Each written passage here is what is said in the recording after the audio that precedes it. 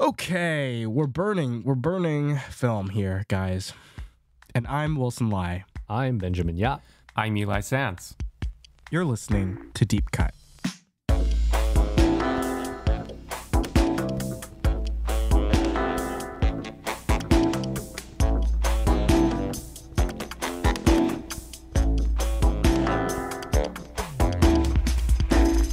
On Deep Cut, we compare a director's most popular film with a personal favorite chosen by one of us. We also discuss that director's life and career to bring in context that helps us view their movies as they may want us to. Welcome to another episode of Deep Cut Upkeep, a third one that we're recording in a row in like a span of 1 week. Wow, look at this pace. We are back. Look at us go. We're flying, guys. movies We're are running so a back. podcast.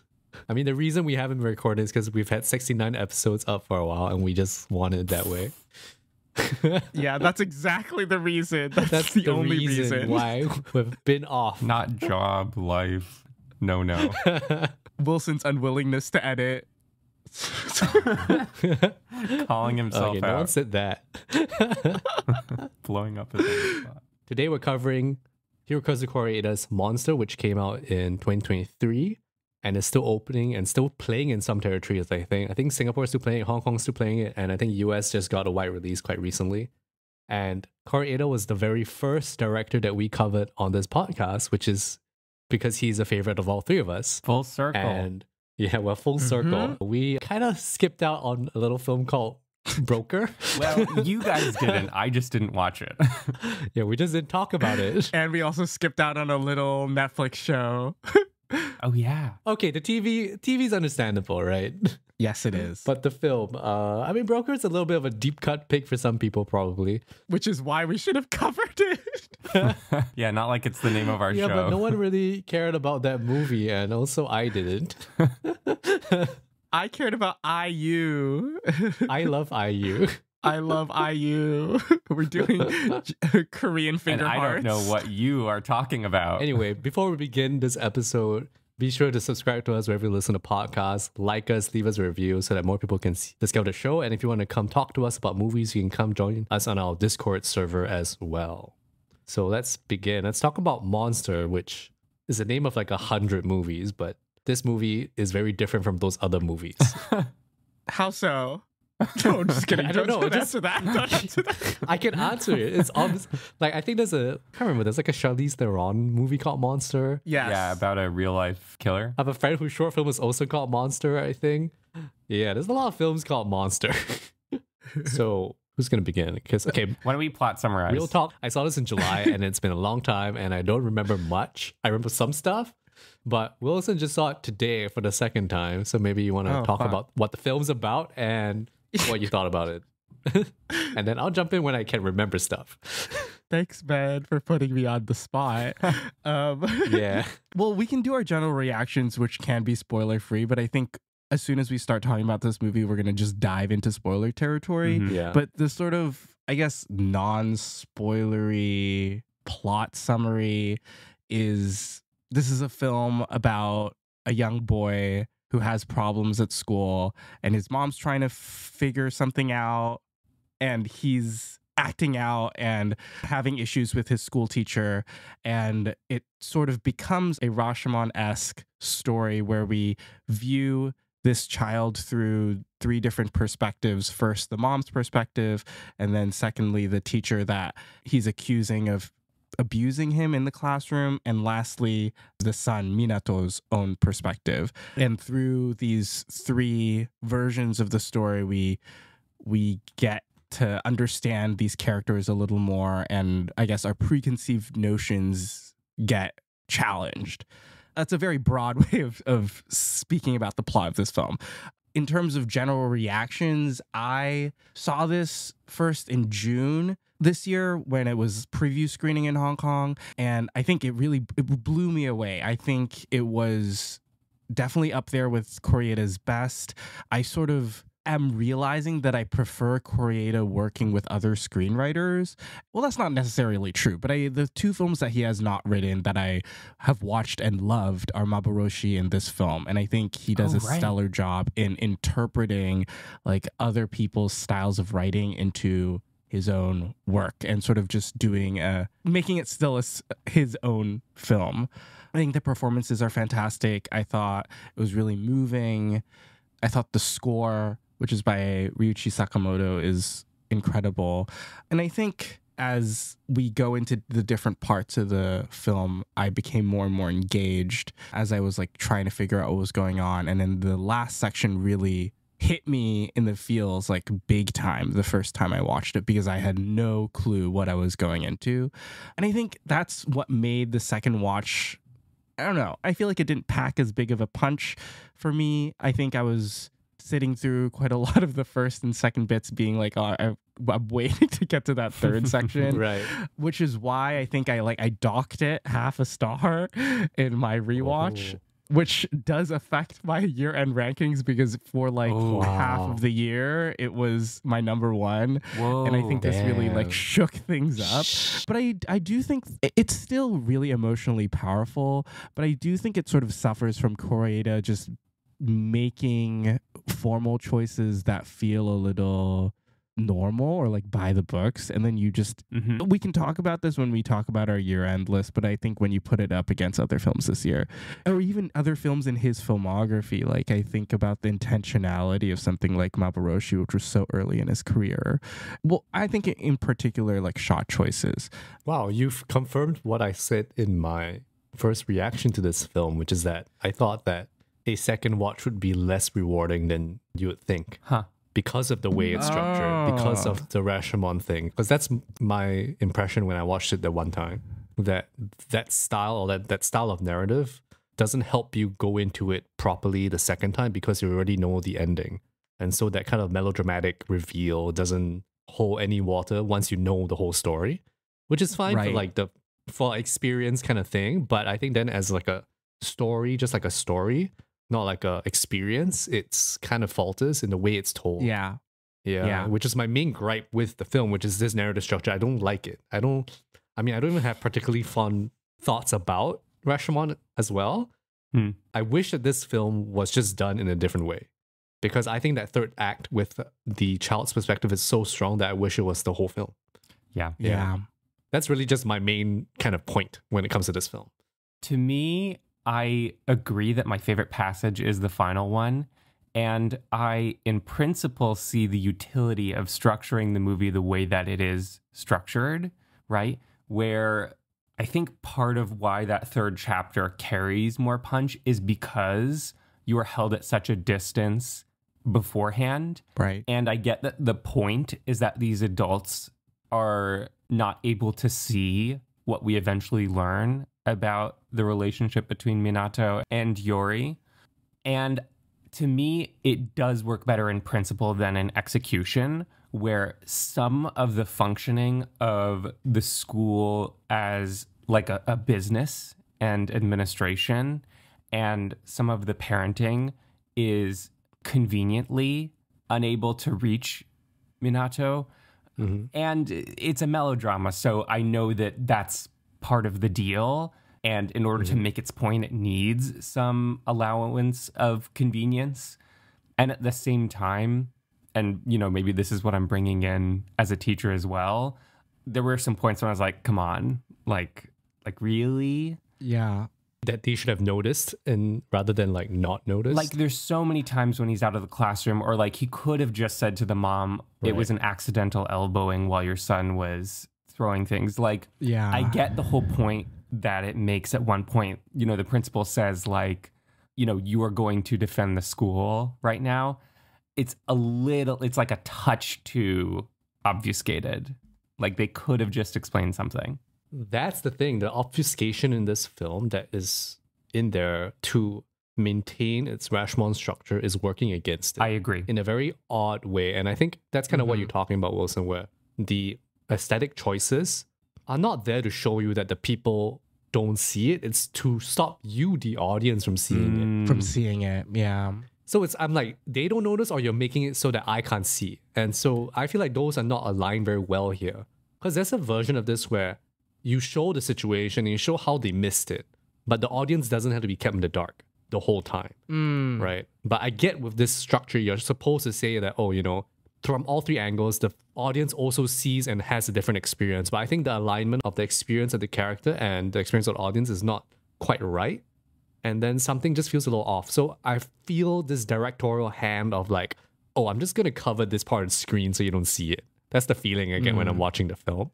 And that is so apparent in each section before the last one that it's off-putting, where it feels like something is being kept from me, the audience, very purposefully. So I'm just waiting for you to tell me what it is that you haven't told me, rather than it being something that I don't know, but I don't know that I don't know it as I'm watching it. You know what I mean? I do. Like, it leaves a trail of questions as it goes along. You're like, why are they not? Something is wrong here. Like, you know something is missing, and that's the problem. Yeah. Like, you shouldn't feel like something is missing from each story.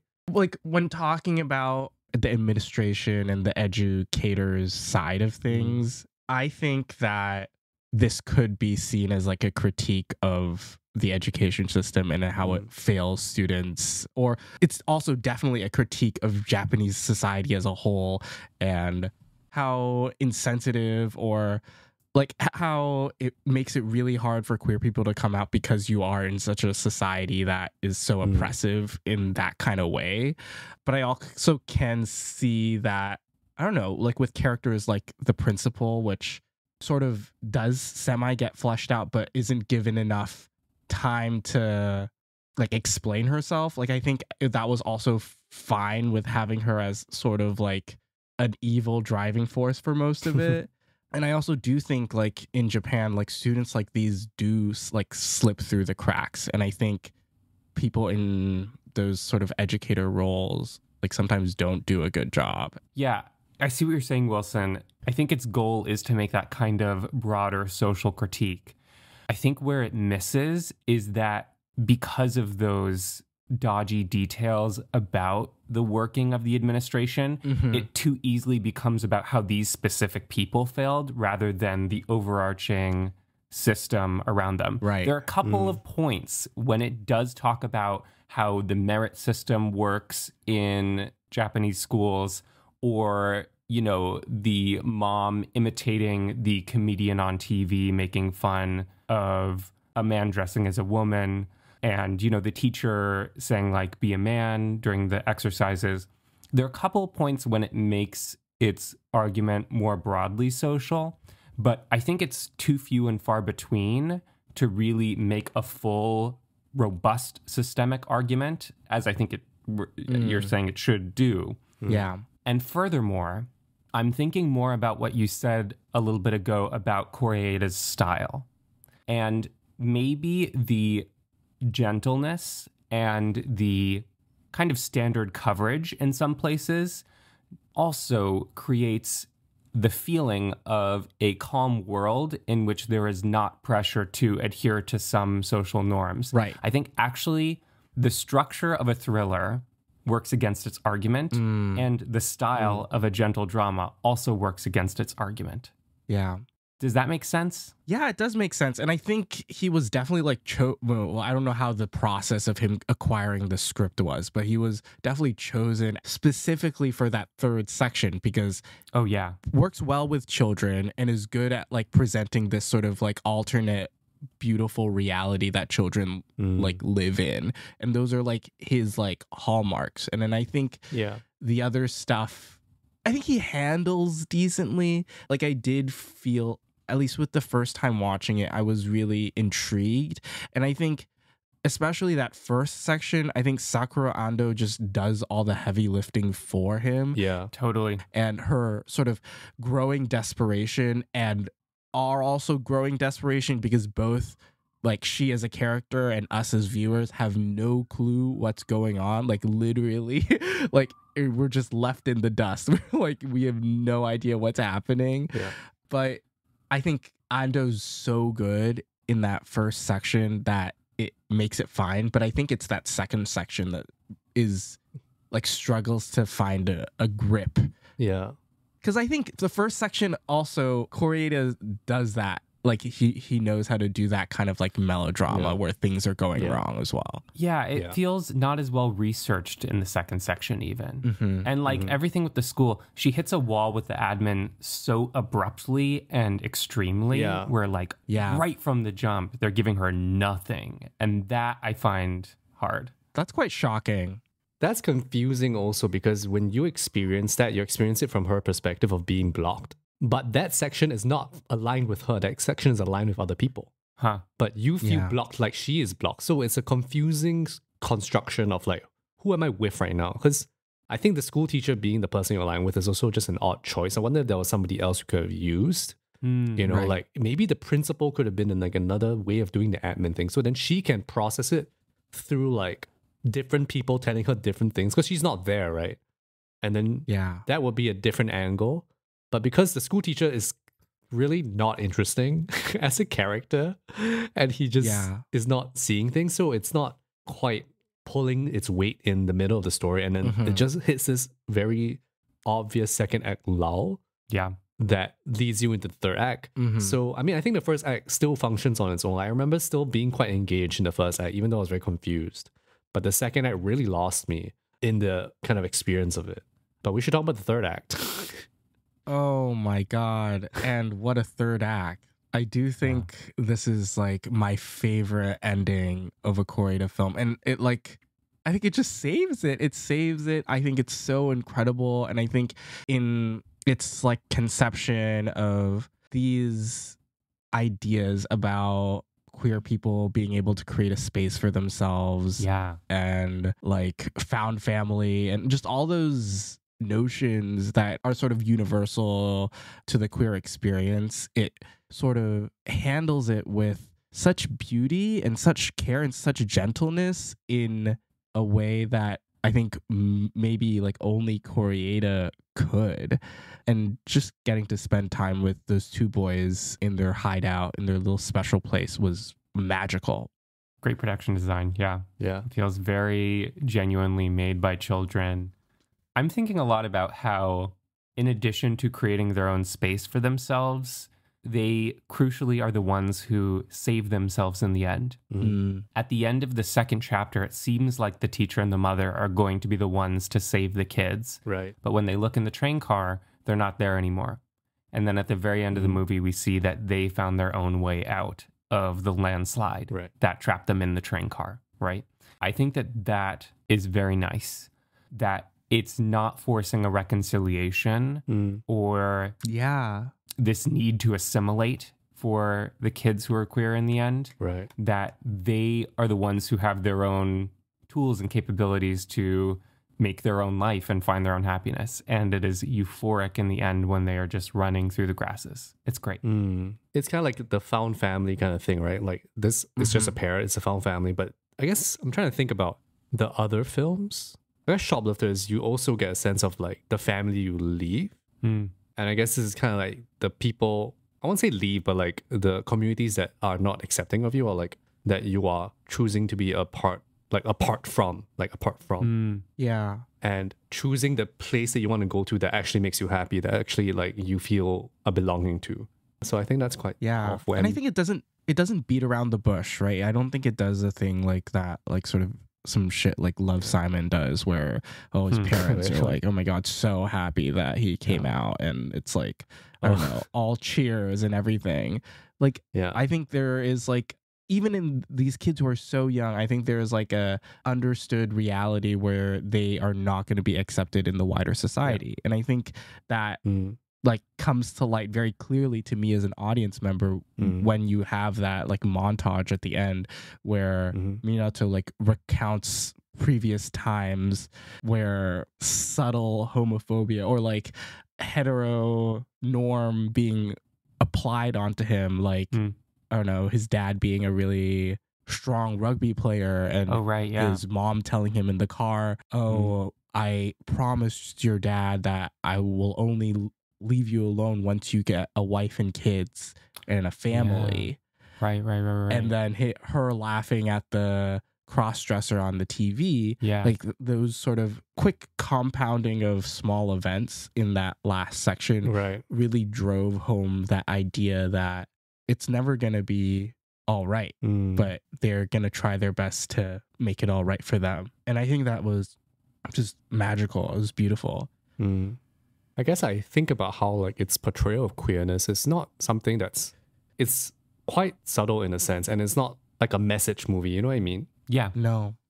I mean, yes, I do know what you mean. Like it's very it's like a very character focused thing, and it's not like necessarily about coming out, or like about like the realization of coming to yourself. And because the kids are quite young, and I think even Kore-eda himself talks about like how he kind of was a bit wishy-washy about the queer palm thing, but I think his intent is there. He won that thing though. Yeah, it was confusing, but he said some weird stuff. But anyway, the intent is there in terms of portraying the relationship as being about the two kind of like less masculine boys kind of like finding themselves in each other, I guess. Which, do you know what I'm trying to say? No, I think there's more in the film. I think they're definitely queer. They're not Sure. just queer coded. Yeah. I think they're queer. Yeah, sure. I think the intention is clear, but I'm saying that the approach to it isn't like this is a queer movie necessarily.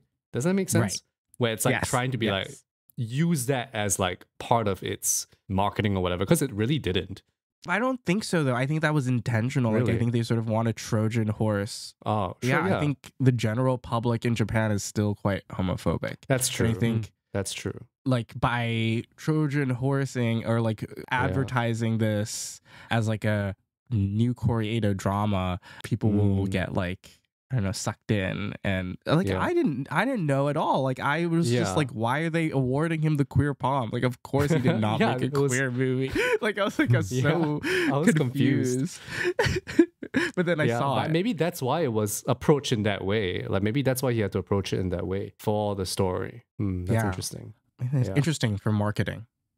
A useful term for what's happening in the movie, I'll borrow from Jessica Jung on Letterboxd, her review, which is great and worth a read, and we'll drop a link in the description below. She dubbed it a bittersweet story about the childhood homosocial, parentheses, not sexual story about the two little ones, Minato and Yori. I think that's useful. Like, it really is a discovery of how these boys want to relate to other people and who they are personally. Yeah. I think that distinction's useful. Yeah, I think it is. Yeah. I think it's good to note as well. Because even if you're a person who doesn't want to read too much into its queerness, it still says something about the ways that men can be like when they're children. Yeah. Or that they can grow up. Yeah, which I think is something that I've always wanted to see in general. Like it's really something like kind of like content that I like a lot, where it's like, I don't know the right term, but it's like soft, not soft boy. Like, you know what I mean? No, yeah. It's sounding very suspicious. Or like a certain gentleness or tenderness that men or boys should learn, right? Totally. Yeah. Or need to learn. I have a question for you guys. Yeah. Well, not question, like for something really interesting, because after I watched it, I talked to some people about it. And more than one person had a very bleak view of the ending. Bleak view? And like running towards a bridge? That they're dead already? Yeah, that they're dead, and the scene after the flood is like a dream sequence. No, come on. And I don't know why people are so pessimistic. Get and I was outta like, here. why? And I don't think the film is setting that up No, for you. I was looking out for it though. You were? I was The second looking out time? for it the second time because it was something that I like got an inkling of in the first time, and I don't think No. it. Well, after they run out for the first time, Yori asks Minato, "Oh, is this rebirth?" Because that's a thing that they've been talking about a lot through the film. And he says, "Oh, is this rebirth?" And then Minato says to him, "No, this is not. No, this is not. Let's go. Let's run." And then they start running. And so I was like, okay, they're like bringing it up and then they're clearing it up. So then that's like out of the question. But then the final shot, you see them running, and in front of them, there's like those abandoned train, like the end of the line train tracks, right? Yeah. And when you see it earlier in the film, there's a fence. There's a fence between them and the train tracks that they like lean on. But the last shot, the fence is not there. I don't know what that means. I don't like it might that. have been blown away by the fucking wind, but it is clearly not there at the end, and it's there earlier in the film. Maybe it's a continuity error. Somebody Hopefully screwed it's up. a massive, heavy ass continuity error. I obviously do not like that option as an ending. Sure. Yes. Yeah. And I like to believe that they're alive. Yeah, I'm Yeah. going to push past my distaste for that option of an ending and ask if that is textually on purpose, that option is open for interpretation to the audience. Why? I guess to get you to consider, oh, the misunderstandings of the adults have a serious impact on the kids and put them at risk. Sure. Yeah. But if we walk down Yeah. that path, that means that Minato and Yori forming their own space was dangerous inherently because it put them in the situation that they were stuck in the landslide and in this option died. I refuse to believe that interpretation because that Sure. by like the transitive property means that the creation of their own space was a bad outcome. And I do not believe that. I'm going to use this argument against people. That was Yeah. very well argued. Thank you. Yeah, it's a very strong argument.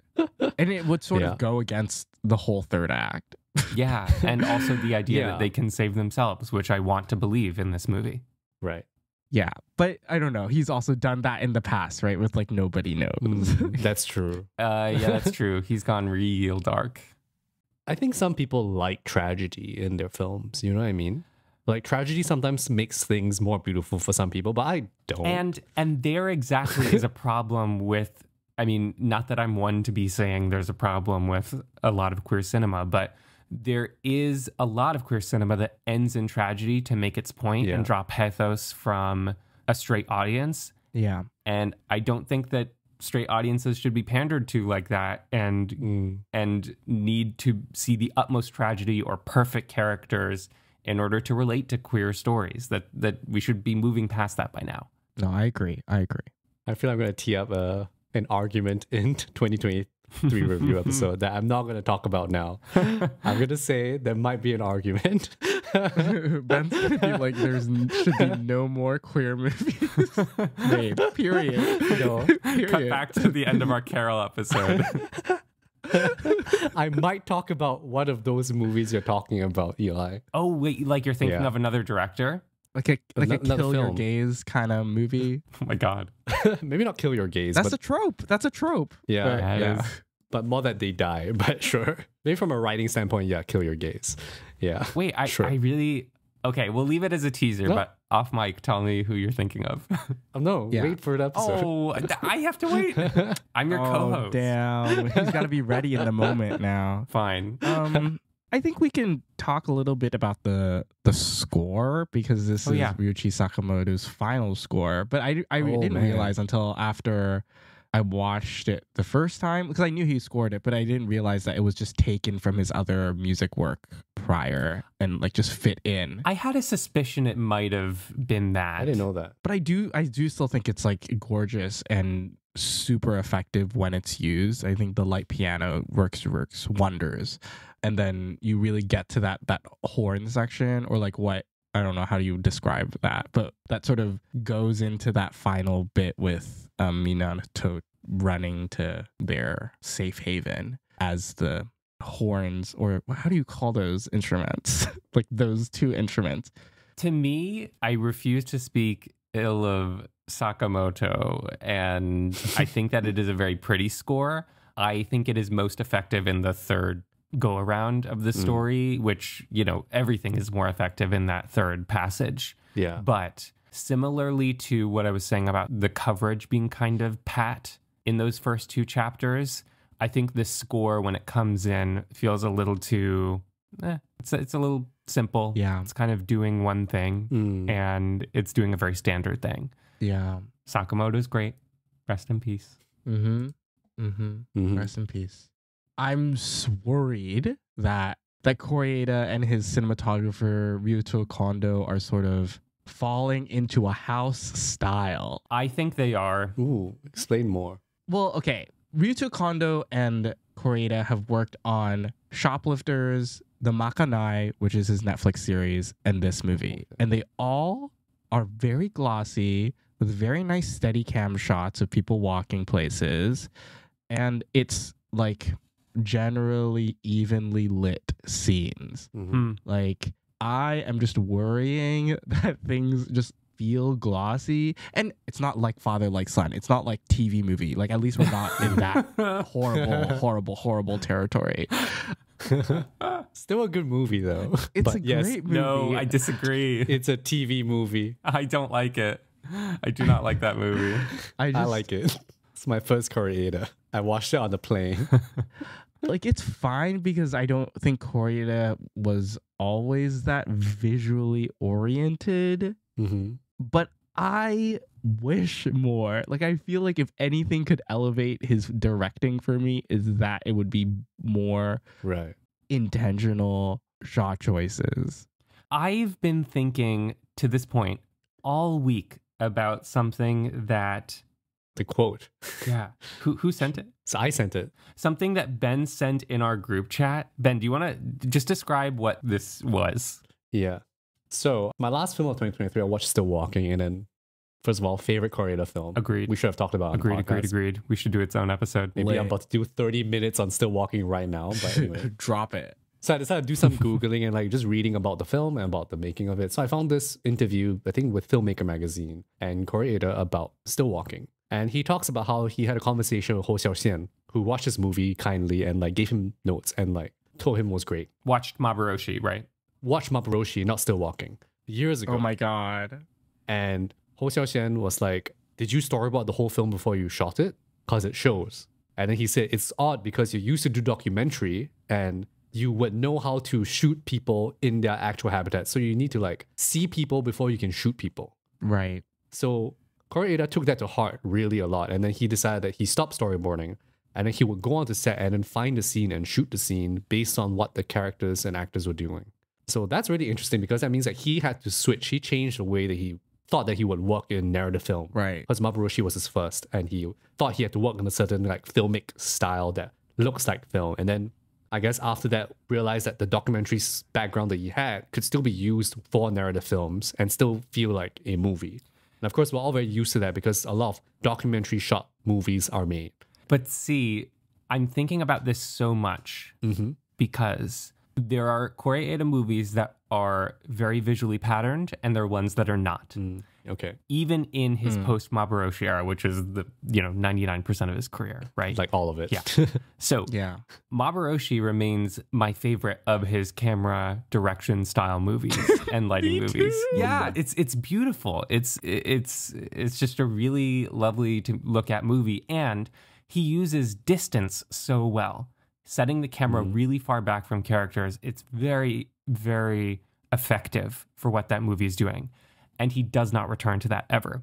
But there are things like Still Walking and Shoplifters where he does have a very intentional and patterned camera style. And, think about Ben's famous video essay where he talks about kind of dorsal framing of characters, right?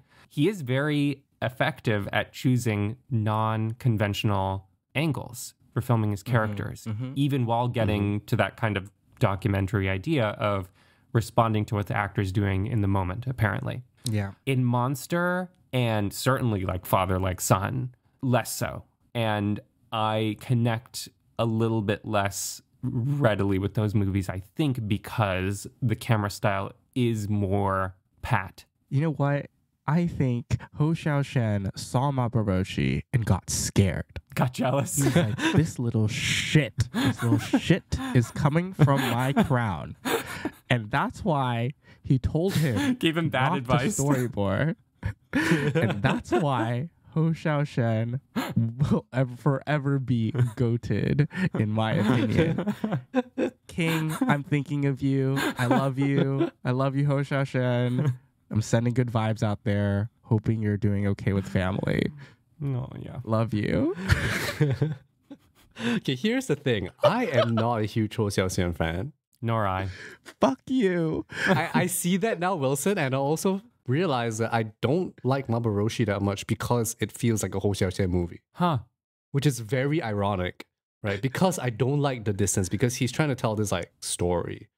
And then he puts you at such a distance that I'm like, I need to close the gap. And it's a very beautiful movie, but in terms of what Kore-eda himself is interested in, which is characters and feelings, the visual style is at odds with the way that he is and works as a director, which is why I think there was a mismatch. That tension is so interesting to me in Maboroshi. Yeah. I'm not interested in thinking about why a movie is interesting and how it puts me at a distance. I want to just be in the movie. Ben doesn't have enough time in the day. We keep on coming back to this. Like, I like to be in the movie. I don't like to be outside the movie. And I say that even though like I also love a lot of movies that use distance but keep you inside the movie even at a distance. It's very hard to describe the difference. It really depends on the movie. Bookmark this for Anatomy of a Fall in our 2024 review. Coming back to this. But I will argue that Still Walking, yes, is very patterned and has great choices with editing, shot choices. But I can argue that Still Walking is just a very well covered movie with very smart editing in the back end. Yeah, I would agree. Yep. Because it's very simply shot. It's not crazy. It's not like exceptionally beautiful. The shots are very domestic and simple. Yeah. But a lot of the strength of Still Walking is in blocking. Yes. And the way that people talk. Yes. And the way that things are outside the frame and when things come into the frame. It's very strong when it does that. Yeah. And that's less about visual treatment and more about a good sense of what the scene is. Right. Huh. So maybe with Monster, because the scenes have obfuscation baked in, Yeah, true. that he gets confused. Like, it gets confusing to decide, like, where are you watching this from? Like, what information am I trying to tell you? Yeah. Ooh, interesting. But I do think something gets lost when he starts using Steadicam from like father, like son onwards. Like I think he gets Steadicam obsessed, and I think he just loves it because it helps you get nice coverage without having to like put things on sticks and be able to follow characters around. Like I think it just makes things look glossy in not a nice way. I don't think like I think if you think about something like Distance, right? Oh man. I forgot about this. Distance is probably his most documentary looking film and with the zooms and everything and handheld cinematography. But I think that's like gorgeous. And I think you really feel like you're in that moment due to the documentary cinematography.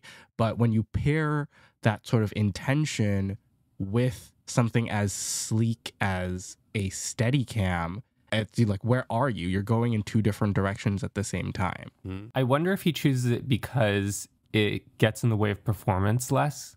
Like it just allows actors to go do their thing while making an easy, unobtrusive camera choice. Like you don't need multiple setups. Yeah. Maybe it's kind of like both of you have not seen The Third Murder, which is not a good movie. No. But visually has some interesting stuff going on. And I think maybe he caters the visual style to if he thinks the movie needs it. And so I guess for Monster, he felt like it didn't. But then like you think about the ending of Monster, like when it goes that kind of handheld, that's very different from the rest of the movie as well. And overexposed.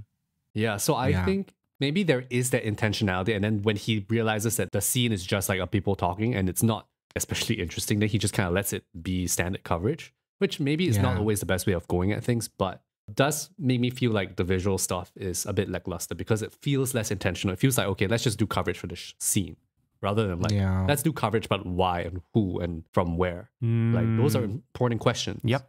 Well said. Because coverage is not simple. You know, coverage can be intentional. Yep. Yeah. Like it's something like Farhadi, right? We haven't even brought him up, but he like, I feel like he's so close to this film because of how things play out and how things are told. Yeah. But I think he does a lot of obfuscation as well, right? And either through camera or through dialogue. And I think his sort of semi-handheld documentary approach could really work for a story like this. Yeah. Interesting. Yeah, and even, Ben, you mentioned that final stretch where they're running through the grasses. I think even that is Steadicam, not handheld. Right. Yeah, a little bumpy shaky hand. It's been a while since we've seen it, but I remember it feeling different from the rest of the film. Yeah. Yeah, I mean, okay, I'm not going to talk about Broker, but Broker also, even though not his usual DPs, also very TV, very almost like K-drama house style. Let's just apply it to the film. Huh. Dude, like the grading on that film is like atrocious as well. I'm like, oh my God. It's not even Netflix, but it's like 2000s TV. Yeah. You know what I mean? It like really sucks, right? It really sucks because you have one of the best directors in the world, right? Like who can work with actors and who can like really tell a story really effectively. And engagingly, but you have I hate to say it, right? But it's like he's not visually ambitious.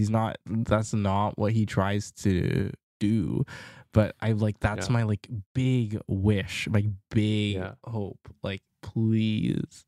Think about Afterlife, which we cover in our podcast. Afterlife looks insane. Oh, that's a beautiful movie. It's so intentional. Yeah. And it's not flashy, it's very simple, but it's amazing. Like, I mean, even the choices of the confessional shots towards camera, that's very intentional and repeated and patterned and works for the movie. I really do feel like Netflix has been a pernicious force for homogenizing the visual look of movies across world cinema. Mm-hmm. Yeah. And that's such a bummer. We did just talk about May December, which sort of weaponizes that standard TV movie look. Shout out Christopher Clavel. But yeah, on the whole, it really just has made things more bland, I feel, and less specific to cinematographer.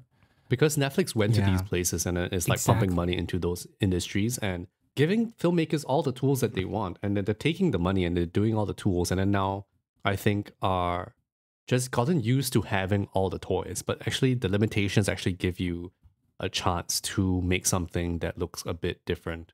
Totally. From the usual TV stuff. Because now obviously the TV film distinction is gone. Yeah. You have films that premiere on TV and you watch on TV for the first time. Yeah. I will say that despite the bumps and the things that we object to, this conversation really does remind me how much I love Kore-eda. And, you know, to remember Still Walking and Maboroshi and Our Little Sister, which is maybe the one we haven't mentioned yet, Shoplifters, these are all movies that I really, really love. And even if this is not quite top shelf for me, that last passage especially is some of Kore-eda's best. Yeah. And he's maybe the best living director for working with child performances. 100%. So kind and empathetic and gentle where it needs to be gentle. Yeah. I agree with you, Eli. And I think like I rat on this film a lot in this episode, but I still like I like put it above so many other Kore-eda films like in my ranking. Like I think it's maybe just behind Still Walking for me. And that's like second. Yeah. It's Maboroshi, Still Walking, and then this. And then Afterlife after this. Probably, Afterlife. Oh, man. Yeah.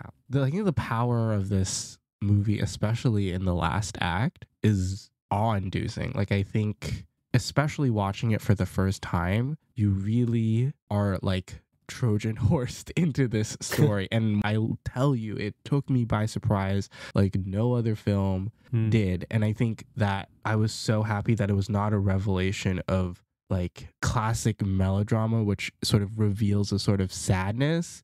And it really could have gone that way. Like, I think there's such an easy way to turn this into a sad melodramatic story. But I think the decision to make it joyous and make it a celebration and make them happy. And that was what was revealed at the end. Like, I think so many of these mystery things are like, oh my God, he's like, I don't know, he lost like a brother and the brother's like, I don't know. It's just like whenever these reveals happen in movies, that's like a horrible analogy.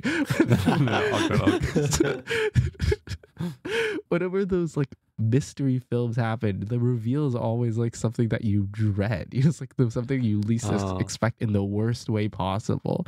But when you sort of weaponize it for good, like I think it unfortunately dims it on a second watch. Like I don't think you're able to reach that joyous high that you get the first watch. But I think B gives you an experience that you don't really usually get at the movies or watching this kind of movie.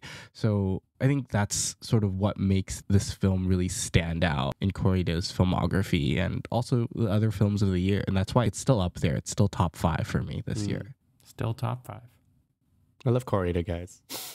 He's great. I would love to talk about Still Walking for an entire episode. Yeah, I'm totally down to do a full episode on that movie. That used to be my New Year's Day tradition. I would watch Still Walking for like a few years in a row. I did that. It's such a beautiful thing. Yeah. Great movie. Yeah, I think it might actually just be my favorite movie, which is like easy. Great pick. Of all time. Easy pick. Very nice. Yeah, I think it might be. Thinking about all my favorite movies and like thinking about how it is very simple and does a lot. And it's also not a typical film. Yeah. It's very like interestingly constructed compared to like any of actually Kore-eda's films. And it also has some suppressive narration too, but Yeah. handles it very differently. Yeah. Yeah. Kore-eda's a great man. He's a goat. Yep. He is the Ba goat. ba. Thank you for listening to this episode of Deep Cut. Please rate and review us because that helps us keep making the show, and be sure to subscribe to us wherever you listen to podcasts so you'll know when our next episode drops. You can keep up with Deep Cut on Twitter, Instagram, Facebook, and Letterboxd at Deep Cut Pod, and you may join us to talk about movies on our Discord server, to which you'll find a link in the description. Deep Cut is hosted, produced, and edited by us, Wilson, Ben, and Eli, and our cover art is designed by Justina Yam, and our theme song is composed by Eli Sands. I'm Wilson. I'm Ben. I'm Eli. Take care, and we're looking forward to talking about more movies with you next time.